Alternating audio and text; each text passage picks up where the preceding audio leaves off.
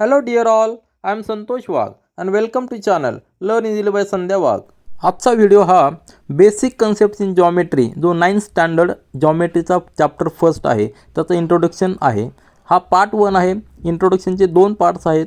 दोन्ही पार्ट्समध्ये आपण पूर्ण चॅप्टर कव्हर करणार आहोत आणि ह्या पार्ट 1 मध्ये काही कन्सेप्ट्स आपण क्लिअर करणार आहोत. तर आपण आपला व्हिडिओ चालू करूया. तर ह्या इंट्रोडक्शन व्हिडिओमध्ये आपण कुठले कुठले पॉईंट्स पाहणार आहोत. तर या ठिकाणी दिलेले आहेत. ते म्हणजे कुठले पॉईंट्स म्हणजे काय, लाईन म्हणजे काय, प्लेन म्हणजे काय. त्यानंतर coordinates of points and distance ही एक टर्म आपण क्लिअर करणार आहे. त्यानंतर बिटवीननेस म्हणजे काय हे पूर्णपणे समजून घेणार आहोत. म्हणजे ह्या इंट्रोडक्शन व्हिडिओमध्ये जो चॅप्टर आहे आपला basic concepts in geometry first chapter आहे 9th स्टँडर्ड मॅथमॅटिक्सचा पार्ट 2चा. तर ह्या व्हिडिओमध्ये आपण याचा थेरोटिकल पार्ट इंट्रोडक्शन पार्ट पूर्णपणे कव्हर करणार आहे आणि प्रत्येक टर्म आणि प्रत्येक शब्द तुम्हाला समजेल या भाषेमध्येच मी सांगणार आहे. यामध्ये कुठलाही पोर्शन स्किप करू नका. प्रत्येक कन्सेप्ट अतिशय व्यवस्थितपणे मी क्लिअर करण्याचा प्रयत्न करणार आहे. तर सुरुवात करूया. सुरुवातीला आपल्याला लक्षात येईल की जॉमेट्री म्हणजे काय. या ठिकाणी इंट्रोडक्शन दिलेली आहे ती तुम्ही रीड केल्यानंतर तुमच्या लक्षात येईलच. परंतु जॉमेट्री याचा अर्थ काय, त्याची गरज का पडली, तर आपल्याला माहिती आहे की फार पूर्वीपासून लोकांनी वेगवेगळे कन्स्ट्रक्शन केलेले आहे. आता एक्झाम्पल या ठिकाणी दिलेले की इजिप्तमध्ये तुम्ही पाहू शकता की हे पिरॅमिड्स आहेत. बरोबर आहे, खूप मोठे पिरॅमिड्स आहेत. परंतु ह्या पिरॅमिडचा एक शेप आहे. मग अशा पद्धतीने कन्स्ट्रक्शन कुठल्या बेसवर केलं असेल तर त्यासाठी त्यांना जॉमेट्रीचं नॉलेज असणार आहे. बरोबर आहे ना. Without developing knowledge of geometry and engineering such a huge construction is not possible.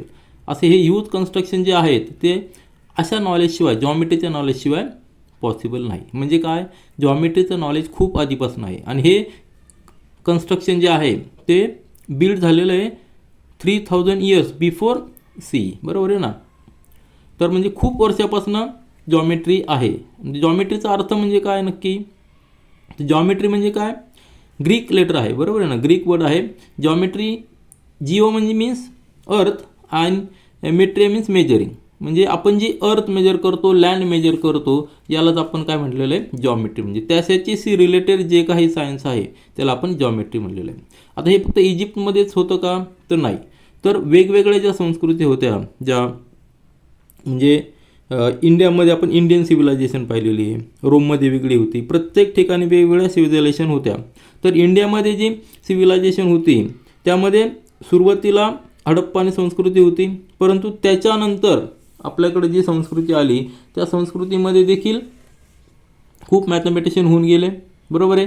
त्यांनी आपल्याला डिफरंट मॅथमॅटिशियन जे आहेत त्याचे नावं जर घ्यायचे म्हटलं तर आर्यभट्ट आहेत, देन वराहमिहिर आहे, त्यानंतर ब्रह्मगुप्त, भास्कराचार्य यासारखे मॅथमॅटिशियन्स जे आहेत ते इंडियन मॅथमॅटिक्ससाठी खूप महत्त्वाचे आहे, इंडियन जॉमेट्रीसाठी खूप महत्त्वाचे आहे. त्यांनी खूप काही योगदान दिलेलं आहे. बरोबर आहे. त्यावर आपले ग्रंथ पण लिहिलेले आहेत. आणि महत्त्वाचे म्हणजे जो वैदिक पिरियड होता, जो पिरियड आपण साधारणतः बिटवीन 1500 BC टू 600 BC या पिरियडमध्ये आहे.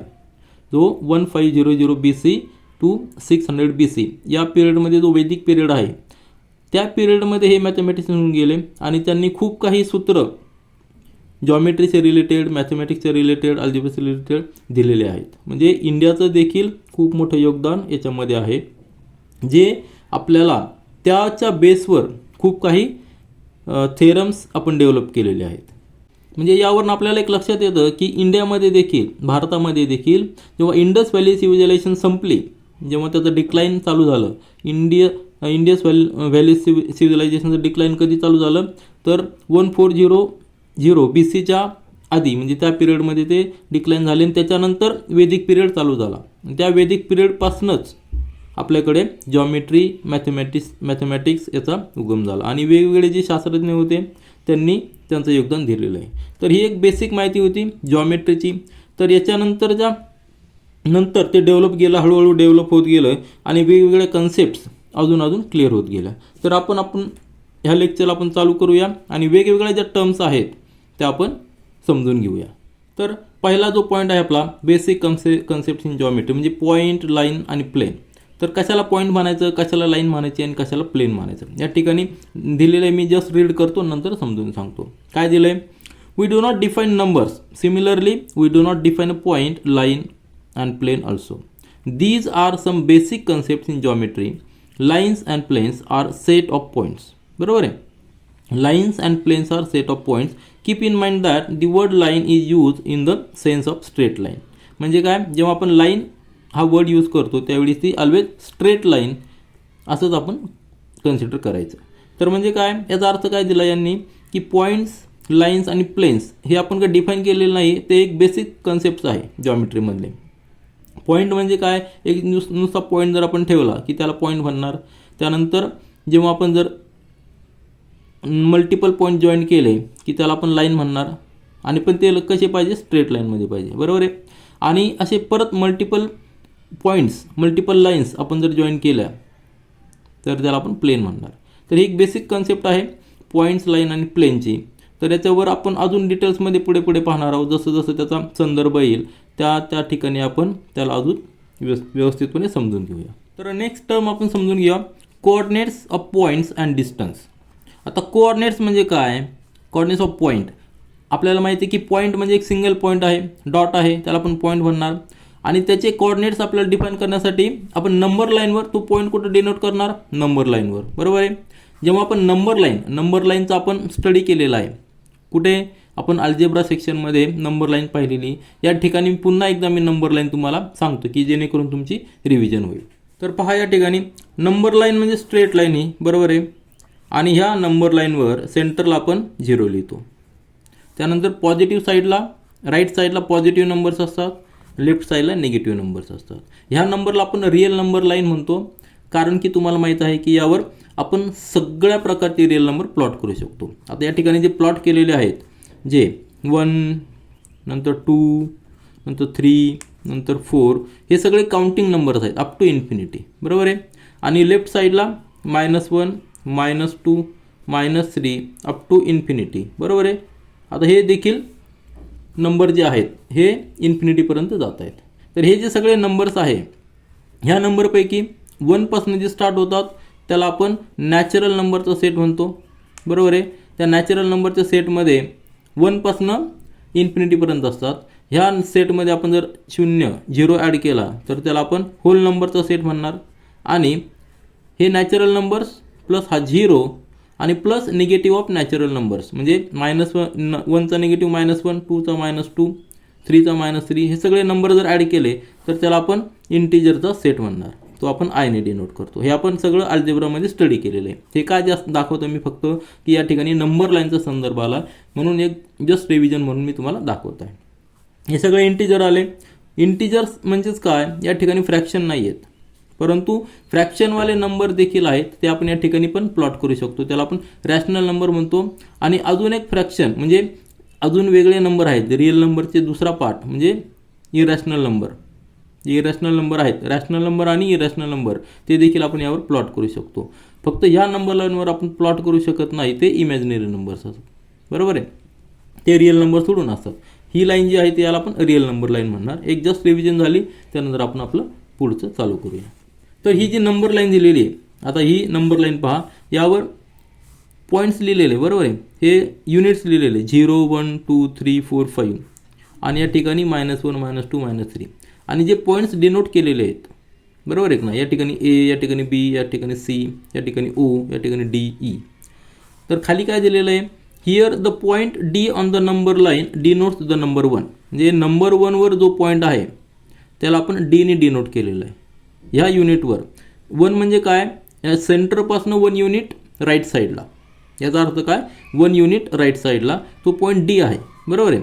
So it is said that 1 is the coordinate of point D. म्हणजे आपल्याला D जर आपल्याला दाखवायचं असेल, D जर आपल्याला डिनोट करायचं असेल तर त्याचे कोऑर्डिनेट काय आहे, 1 म्हणजे 1 याचा अर्थ काय, 0 पासून 1 हा राईट साईडला आहे. बरोबर आहे ना. -1 असेल तर लेफ्ट साईडला, +1 असेल तर राईट साईडला. या ठिकाणी +1 आहे म्हणजे तो राईट साईडला. मग अशी काय दाखवलं मी नंबर लाईन, जे प्लस आहेत ते राईट साईडला, जे मायनस आहे ते लेफ्ट साईडला. तर आपण नंबर लाईनवर प्लॉट करतोय म्हणजे आपल्याला फक्त एकच कोऑर्डिनेट पाहिजे. आपण नंतर आपलं डिस्कशन होणार आहे, आपले पुढचे जेव्हा आपण लेसन्स करू त्यावेळी आपण नंबर लाईनवर प्लॉट करताना सिंगल कोऑर्डिनेट असतो, प्लेनवर प्लॉट करताना 2 कोऑर्डिनेट्स असतात आणि सॉलिडमध्ये आपल्याला जर दाखवायचं असेल तर त्याला 3 कोऑर्डिनेट्स असतात. तर या ठिकाणी फक्त सिंगल कोऑर्डिनेट आहे कारण की हा लाईनवर आहे. बरोबर आहे. तर 1 हा काय त्याचा कोऑर्डिनेट झाला, कशाचा, डी पॉईंटचा. बरोबर आहे. The point B denotes the number -3. आता पॉईंट बी कुठे प्लॉट केलेला आहे, या ठिकाणी. बरोबर आहे. तो कशावर प्लॉट केला आहे, त्याचा डिस्टन्स किती आहे, 0 पासून -3 आहे. म्हणजे -3 काय झालं, त्याचं कोऑर्डिनेट झाले. बरोबर आहे की नाही. Hence the coordinates of point B is -3. या ठिकाणी -3 आहे. मायनसचा अर्थ काय, लेफ्ट साईडला, 0 पासून लेफ्ट साईडला. रेफरन्स कुठला आहे, 0 आहे.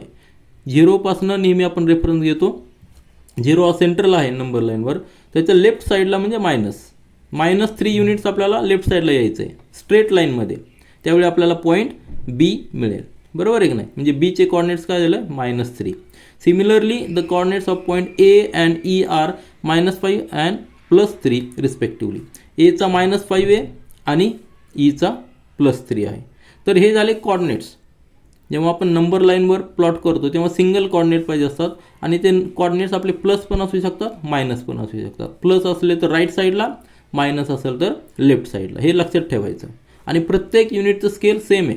म्हणजे 1 पासून 2 पर्यंत जेवढं डिस्टन्स आहे तेच डिस्टन्स 2 पासून 3 पर्यंत आहे. म्हणजे दोन्हीमधलं नंबर्समधलं डिस्टन्स सेम असतं. हे आपण नंबर लाईनवर प्लॉट करतो. आता इथपर्यंत तुमच्या लक्षात आलं असेल. आता दुसरा कन्सेप्ट काय पाहिजे आपल्याला, डिस्टन्स. किती डिस्टन्स आहे. बरोबर. आपण कोऑर्डिनेट्स प्लॉट केले तर 2 पॉईंट्समधलं डिस्टन्स कसं मेजर करणार, तर त्या या ठिकाणी दिलेलं आहे. The point E is 2 unit away from point D. आता हे स्टेटमेंट काय आहे, पॉईंट ई हा पॉईंट. बरोबर आहे. E point is 2 unit away from point D. म्हणजे हा डी आणि ई यामधलं अंतर किती आहे, 2 युनिट्स. 2 युनिट्स कसं काढलं आहे, ते कसं काढलेलं आहे हे का. 2 युनिट्स म्हणजे काय, याचं कोऑर्डिनेट्स किती, 3 आहे आणि याचे कोऑर्डिनेट 1 आहे. म्हणजे 3 - 1 किती आहे ना, 2 युनिट्स. तर 2 युनिट्स म्हणजे हा 1 युनिट झाला आणि इथून एक हा 1 युनिट. म्हणजे 2 युनिट्स दोन मधलं डिस्टन्स आहे. बरोबर आहे. It means the distance between point D and E is 2. बरोबर आहे ना. 2 याचा अर्थ काय, युनिट्स. बरोबर. Thus we can find the distance between 2 points on the number line by counting number of units. आपल्याला काउंट करायचे, नंबर ऑफ युनिट्स काउंट करायचे. समजा बी पासून आपल्याला डीचं डिस्टन्स काउंट करायचं, तर किती युनिट्स असणार आहे, हा 1 1 2 3 4. म्हणजे बी आणि डी मध्ये 4 युनिटचा डिफरन्स आहे. बरोबर आहे ना. म्हणजे दोघांमधलं डिस्टन्स किती झालं, 4 युनिट्स. तसं दिलं आहे. आता the distance between point A and be on the above number line is also 2. आता ए आणि बी कुठं आहेत, या ठिकाणी ए आणि बी दोन्ही पॉईंट्स लेफ्ट साईडला आहेत. दोघांचे कोऑर्डिनेट्स मायनस आहे, परंतु दोघांमधलं डिस्टन्स हे किती आहे, 2 युनिट्स आहे. आता मग याचा अर्थ काय झालेला आहे, हा 1 युनिट आणि हा 2 युनिट जरी लेफ्ट साईडला असलं तरी त्यांचं डिस्टन्स हे नेहमी पॉझिटिव्ह येतं आहे. राईट साईडला जरी असलं तरी डिस्टन्स हे पॉझिटिव्ह युनिट्समध्येच येते. एक पॉईंट लेफ्टला एक पॉईंट राईटला आहे तरी त्यामधलं डिस्टन्स नेहमी पॉझिटिव्ह येतं. बरोबर आहे ना. आता now let us see how to find distance with the help of coordinates of points. आपण आता हे कसं केलं होतं, डिस्टन्स कसे काउंट केले होते, आपण युनिट्स मेजर केले. समजा ए आणि सी मधलं डिस्टन्स काउंट करायचं तर आपण कसं केलं होतं, 1 युनिट 2 युनिट 3 युनिट आपण युनिट्स काउंट केले. परंतु प्रत्येक वेळी आपण युनिट्स काउंट करू शकत नाही. तर समजा कोऑर्डिनेट जर लार्ज असले, खूप लार्ज व्हॅल्यू असेल -430 आणि दुसरा पॉईंटची व्हॅल्यू असेल +330. बरोबर आहे की नाही. तर ह्या 2 पॉईंट आपण नंबर लाईनवर प्लॉट करायला खूप अवघड जाईल. प्लॉट करू शकू पण खूप अवघड जाईल आणि त्यामधलं डिस्टन्स काउंट करायला तर खूप अवघड जाईल. मग अशा वेळी आपण काय करतो, त्यांचे जे कोऑर्डिनेट्स आहेत त्या कोऑर्डिनेट्सचा उपयोग करून आपण 2 पॉईंट्समधलं डिस्टन्स काढू शकतो. तर म्हणजेच काय, to find the distance between 2 points consider their coordinates and subtract the smaller coordinate from the larger one. आता सिम्पल एक्झाम्पल या ठिकाणी दिलेलं आहे. Coordinates of point D and E. Points D आणि ई यांचे कोऑर्डिनेट्स काय आहे, डीचा कोऑर्डिनेट 1 आहे, ईचा कोऑर्डिनेट 3 आहे. बरोबर आहे. रिस्पेक्टिवली डीचा 1 आणि ईचा 3. दोन्हीमधलं डिस्टन्स आपण काउंट केलं होतं, 1 युनिट 2 युनिट. युनिट्स काउंट केले 2 आले आणि कोऑर्डिनेट्सच्या हेल्प घेऊन आपण कसं करू शकतो, जो 3 मधनं 3 इज ग्रेटर, बरोबर आहे ना, 3 कॉर्डिनेट इज ग्रेटर, 3 मधनं 1 मायनस करायचा, किती येतं 2, बरोबर आहे ना, म्हणजे 2 युनिट्स त्याचं दोन्हीमधलं डिस्टन्स आहे. म्हणजे आपल्या लक्षात आलं असेल की distance between point E and D is 3 - 1. जो हायर कॉर्डिनेट आहे त्याच्यातनं स्मॉलर कॉर्डिनेट मायनस केला, डिस्टन्स आलं 2. म्हणजे आपण युनिट्स मेजर करून देखील काउंट करू शकतो आणि कॉर्डिनेट्सच्या हेल्पने देखील डिस्टन्स काउंट करू शकतो. त्याला डिनोट करण्याची जी मेथड आहे त्यामध्ये आपण D in the bracket E D घेतलं आहे आणि तेच सेम म्हणजे काय, length of segment E D, बरोबर आहे. Length of segment E D त्यालाच आपण L in the bracket E D लिहिणार. हे सगळे छोटे छोटे कन्सेप्ट आहे, ह्या तुम्ही अतिशय काळजीपूर्वक ऐका, समजून घ्या, कारण की एकदा आपण प्रॅक्टिस सेट चालू केला की त्यामध्ये ह्या टर्म्स आपल्याला एकदम फास्टमध्ये समजून घ्यावं लागणार आहेत. त्यामध्ये आपण पुन्हा बेसिकमध्ये येऊन पुन्हा पाहणं फार अवघड होईल. तेव्हा आत्ताच ह्या कन्सेप्ट क्लिअर करून घ्या. कुठलाही डाऊट ठेवू नका, प्रत्येक टर्म तुमची क्लिअर झाली पाहिजे, तर तुमचे पुढचं जे आहे ते सगळं सोपं जाईल. तर या ठिकाणी लेंथ जी आहे, लेंथ ई डी 2 युनिट्स आलेली, डिनोट करण्याची मेथड पाहून घ्या, कारण की हीच मेथड आपण जेव्हा एक्झाम्पल सॉल्व करणार आहे त्यामध्ये आपण डायरेक्ट लिहिणार आहे. त्यामुळे तुमच्या लक्षात आलं पाहिजे की L in the bracket E D म्हणजे काय, त्याला आपण लेंथ ऑफ सेगमेंट म्हणणार, बरोबर आहे. Length of segment is 2 units. Similarly आता बाकीचे पण डिस्टन्स तुम्ही कॅल्क्युलेट करू शकता. आता या ठिकाणी आपण दोन्ही पॉझिटिव्ह कॉर्डिनेट्स घेतले होते, पण निगेटिव्ह कॉर्डिनेट्स जर घेतले तरी देखील युनिट्स जे आहेत त्यातले दोन्हीतले डिफरन्स जो आहे तो डिफरन्स नेहमी पॉझिटिव्ह येतो, म्हणजे डिस्टन्स नेहमी पॉझिटिव्ह येतं. आता एक्झाम्पलमध्ये जर घेतलं आहे की सी आणि डी, सी हा लेफ्ट साईडला आहे, तुम्हाला दाखवतो मी परत एकदा नंबर लाईन. या ठिकाणी पहा, सी कुठं आहे, सी लेफ्ट साईडला आहे, सीचे कॉर्डिनेट्स काय आहे -2 आहे आणि डीचा प्लस आहे, बरोबर आहे की नाही. एक लेफ्ट साईडला एक राईट साईडला आहे आणि आपण मेथड तीच वापरणार की जो कॉर्डिनेट हायर आहे त्यातनं स्मॉलर कॉर्डिनेट मायनस करायचं. इथं हायर कुठली, हायर व्हॅल्यू 1 आहे, हा -2 म्हणजे लोअर झाला, बरोबर आहे की नाही, लोअर झाला. 2 ही तुम्हाला बिगर व्हॅल्यू दिसत असेल पण ती मायनस आहे, म्हणजे ती 1 पेक्षा कमी झालेली आहे. याचा अर्थ हायर व्हॅल्यू 1 आहे, लोअर व्हॅल्यू -2 आहे. आपण हायरमधनं लोअर व्हॅल्यू मायनस करणार, ते या ठिकाणी दिलं आहे पहा. जी हायर आहे, हायर 1 आहे, त्यातनं मायनस करायचे कुठला कॉर्डिनेट, जो निगेटिव्ह कॉर्डिनेट आहे, निगेटिव्ह कॉर्डिनेट -2 आहे, मायनस मायनस प्लस होणार म्हणजे 1 + 2 3 युनिट्स, बरोबर आहे. म्हणजेच लेंथ ऑफ सी डी किती येणार आहे 3 युनिट्स. आणि आपण जर नंबर लाईनवर जरी मेजर केली, तर या ठिकाणी पहा तुम्ही, नंबर लाईनवर जरी मेजर केली तर ते 3 युनिट्सच यायला पाहिजे. हे सी आहे आणि डी आहे, तर हा 1 युनिट 2 युनिट आणि 3 युनिट्स, बरोबर आहे. दोन्हीमधलं डिस्टन्स किती आलं 3 युनिट्स. आणि आपण कॉर्डिनेट्स मायनस करून देखील आपलं आन्सर 3 युनिट्स आलेलं आहे. तर अशा पद्धतीने आपण अजून पण देखील ट्रायल अँड एरर करू शकतो, अजून देखील डिस्टन्स काउंट करू शकतो. तर प्रत्येक वेळी आपलं असं लक्षात येईल की काय लक्षात येईल, from the above examples it is clear that distance between 2 distinct points is always positive numbers. मागाशी मी सांगितलं की डिस्टन्स हे नेहमी पॉझिटिव्ह असतं, डिस्टन्स हे कधीही निगेटिव्ह नसणार आहे, कारण की ते डिस्टन्स आहे, बरोबर आहे ना. काहीतरी व्हॅल्यू असणार त्याला डिस्टन्सला. 2 पॉईंट जर अवे असतील, एकमेकांपासून जर दूर असतील, तर त्यामध्ये निश्चित काहीतरी डिस्टन्स असणार आणि ते डिस्टन्सला व्हॅल्यू असणार, ती पॉझिटिव्ह व्हॅल्यू असणार आहे. Note that if the 2 points are not distinct then the distance between them is 0. हे कधी शक्य आहे, डिस्टन्स बिटवीन देम 0 कधी शक्य आहे, जेव्हा दोन्ही पॉईंट एकाच ठिकाणी असतील तरच. ती एक सिंगल केस असेल की त्यावेळी डिस्टन्स 0 असणार आहे. इतर वेळी प्रत्येक वेळी जेव्हा दोन पॉईंट्स अवे असतील, एकमेकांपासून दूर असतील, तर त्यांच्यामध्ये काही ना काही डिस्टन्स असेल आणि ते नेहमी पॉझिटिव्ह असेल. तर ह्या सेक्शनमध्ये आपण काय पाहिलं आहे की नंबर लाईनवर जे आहेत त्याचे कॉर्डिनेट्स कसे आपण फाइंड आउट करायचे आणि कॉर्डिनेट्सचा वापर करून 2 पॉईंटमधलं डिस्टन्स,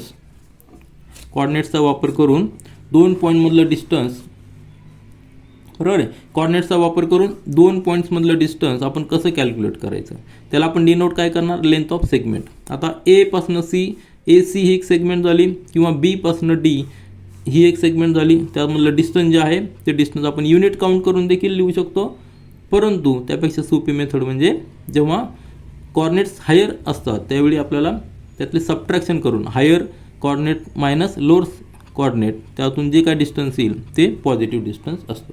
आता आपण नेक्स्ट टर्म पाहूया, बिटवीननेस. बिटवीननेस याचा शब्दामध्येच अर्थ आहे की बिटवीन कोण आहे, बरोबर आहे की नाही. आता समजा 3 पॉईंट्स आहेत या ठिकाणी, आधी आपण रीड करूया, नंतर मी व्यवस्थित समजून सांगतो. If P Q R are 3 distinct collinear points, या ठिकाणी कोलिनियर हा शब्द महत्त्वाचा आहे. Collinear points there are 3 possibilities, बरोबर आहे. तर कोलिनियर एका लाईनमध्येच पॉईंट आहे. कोलिनियर म्हणजे काय, एका लाईनमध्येच, स्ट्रेट लाईनमध्ये. जर स्ट्रेट लाईन काढली तर त्या स्ट्रेट लाईनवर ते 3 पॉईंट्स असणार, कुठेही असतील. समजा पी क्यू आर हे 3 पॉईंट्स आहेत, तर पॉसिबिलिटीज काय काय आहे, कशा पद्धतीने आपण अरेंज करू शकतो. पहिल्या केसमध्ये क्यू हा इन बिटवीन घेतला आहे, बरोबर आहे की नाही.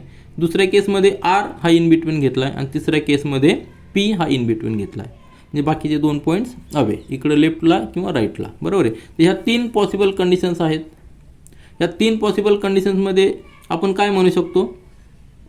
पहिल्या केसमध्ये पी क्यू, बरोबर आहे ना, ही जे डिस्टन्स आहे, distance P Q plus distance Q R is equal to distance P R. Obviously, बरोबर ना, कारण की तिन्ही एकाला स्ट्रेट लाईनमध्ये आहे. जो सेंटरचा पॉईंट आहे क्यू, जर सेंटरला क्यू घेतला तर P Q plus Q R is equal to P R. लक्षात आलं असेल तुमच्या की या ठिकाणी पण दिलं आहे P Q plus distance Q R is equal to distance P R.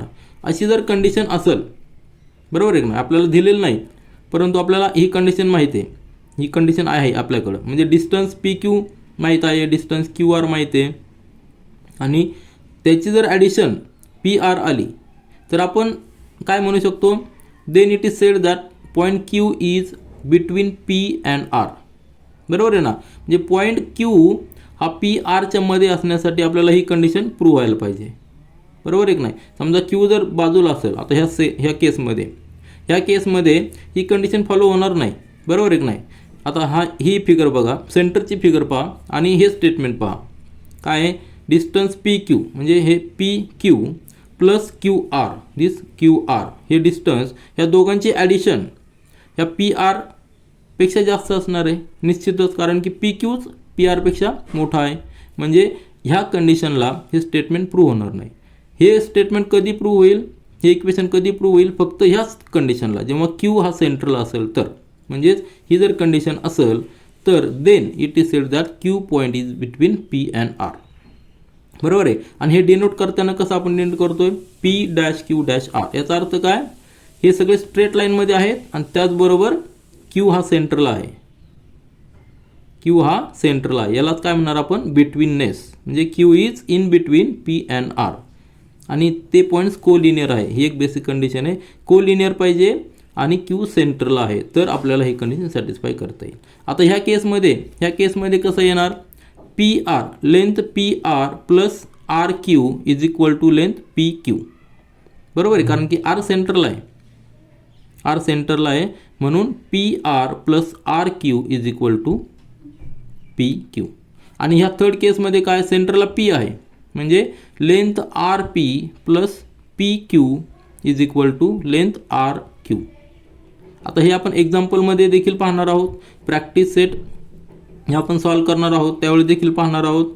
फक्त ही बेसिक कंडिशन, बेसिक जे आहे तुमचं ते क्लिअर करण्यासाठी मी एक्सप्लेन केलेलं आहे. आता या ठिकाणी खाली सॉल्व एक्झाम्पल आहे, सॉल्व एक्झाम्पल आपण एक पाहूया म्हणजे तुमच्या ही जी कन्सेप्ट आहे ते अजून क्लिअर होईल, बरोबर आहे की नाही. एक्झाम्पल 1 दिलं आहे, on a number line point A B and C are such that distance A B is equal to 5. हे डिस्टन्स ए बी 5 दिलेलं आहे, distance B C is equal to 11 आणि distance A C is equal to 6. Then which of the points is between the other two. आता number लाईनवर point आहे म्हणजे straight लाईनवर आहे, आपली बेसिक कंडिशन सॅटिस्फाय झालेली, बरोबर आहे की नाही. तरच आपण तो थेरम यूज करू शकतो. हे स्ट्रेट लाईनवर आहेत, तर आपण समजून घेऊया. तर या ठिकाणी पहा आता काय दिलेलं आहे, डिस्टन्स ए बी इज 5, बरोबर आहे की नाही. नंतर B C is equal to 11 आणि A C is equal to 6. तर या ठिकाणी आपण पाहिलं तर हे A B plus A C, हे length A B plus length A C, याची जर आपण ॲडिशन केली तर किती येते, 5 + 6, बरोबर आहे. 5 + 6 आणि ती किती येते 11. आणि 11 काय दिलेली आहे, लेंथ बी सी, बरोबर आहे. डिस्टन्स बी सी दिलेलं आहे, 11 is equal to length B C. म्हणजे याचा अर्थ काय आला, आपला थेरम कसा प्रूव्ह झाला तो, length A B plus length A C is equal to length B C. बरोबर आहे ना. म्हणजे बी सी, बी आणि सी हे एक्स्ट्रीम पॉईंट झाले.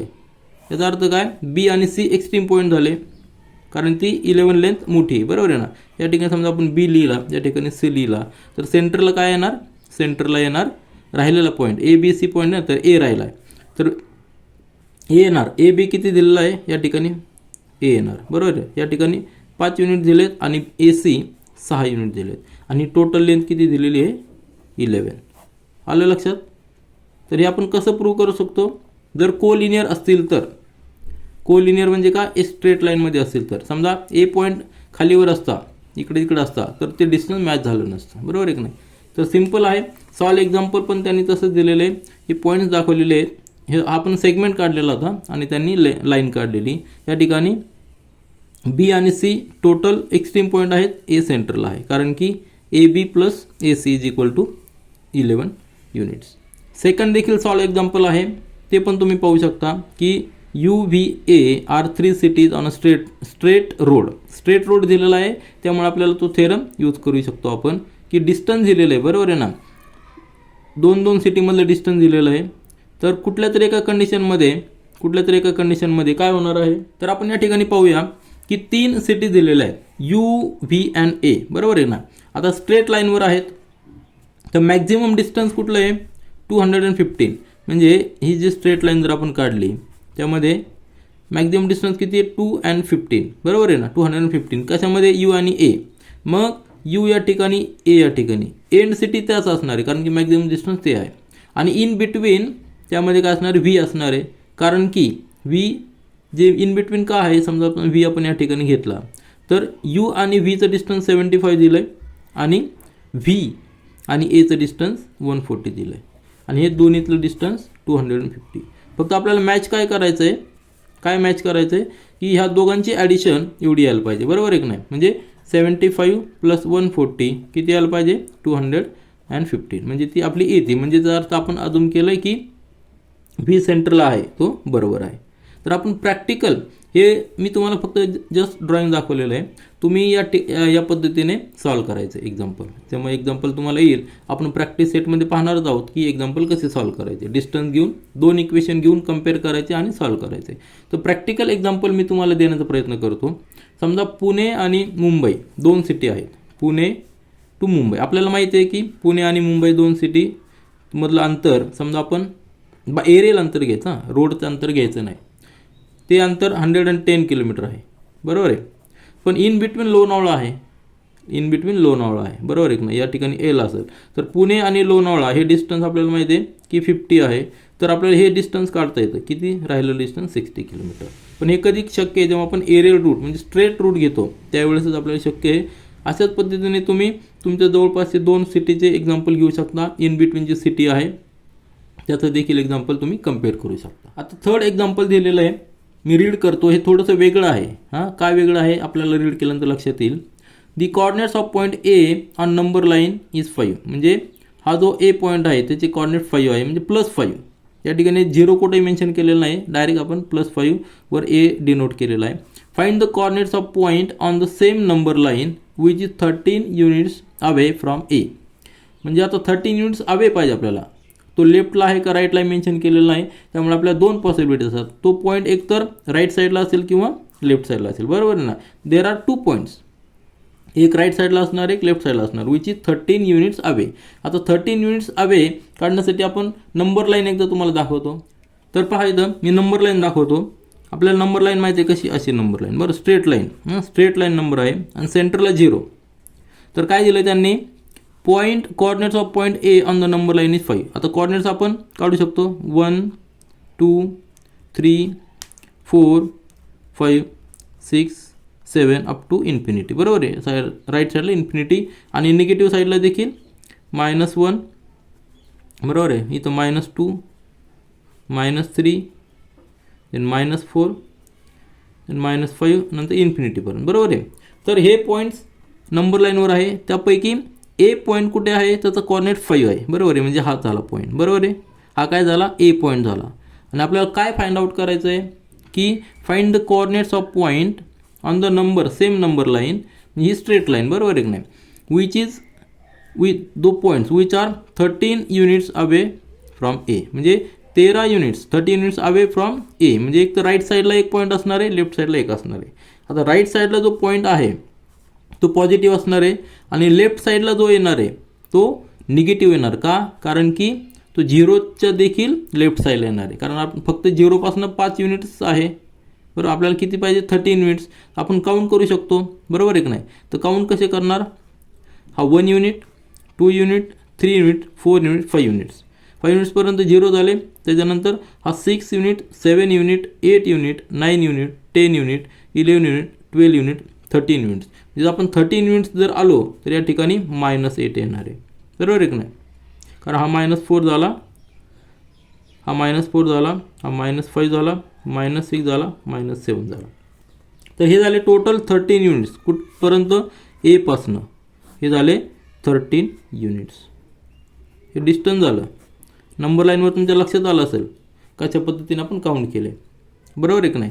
आणि ह्या पॉईंटला समजा आपण टी पॉईंट नाव दिलं, टी पॉईंट जे आपण या ठिकाणी दिलं तेच दिलं आहे. आता अशाच पद्धतीने आपल्याला राईट साईडला घ्यायचं आहे, बरोबर आहे की नाही. तर राईट साईडला देखील नंबर लाईन आपण एक्सटेंड जर केली तर आपल्याला 7 आहे, बरोबर आहे.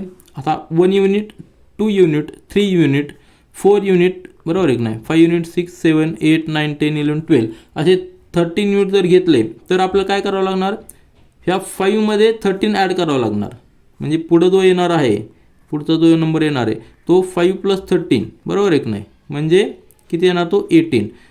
ज्या नंबरचा कॉर्डिनेट 18 असेल, ज्या नंबरचा कॉर्डिनेट 18 असेल तो काय असणार आहे, पॉईंट डी असणार आहे. आणि तो 13 युनिट्स अवे फ्रॉम ए असणार आहे. त्याच पद्धतीने टी हा जो पॉईंट आहे हा लेफ्ट साईडला 13 युनिट्स अवे फ्रॉम ए आहे.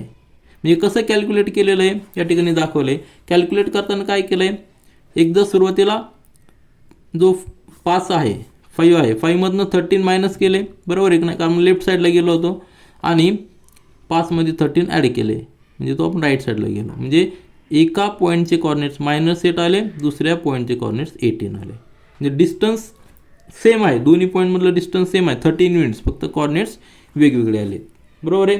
तर अशा पद्धतीने आपण कॉर्डिनेट्सचा वापर करू शकतो 2 पॉईंटमधला डिस्टन्स कॅल्क्युलेट करण्यासाठी.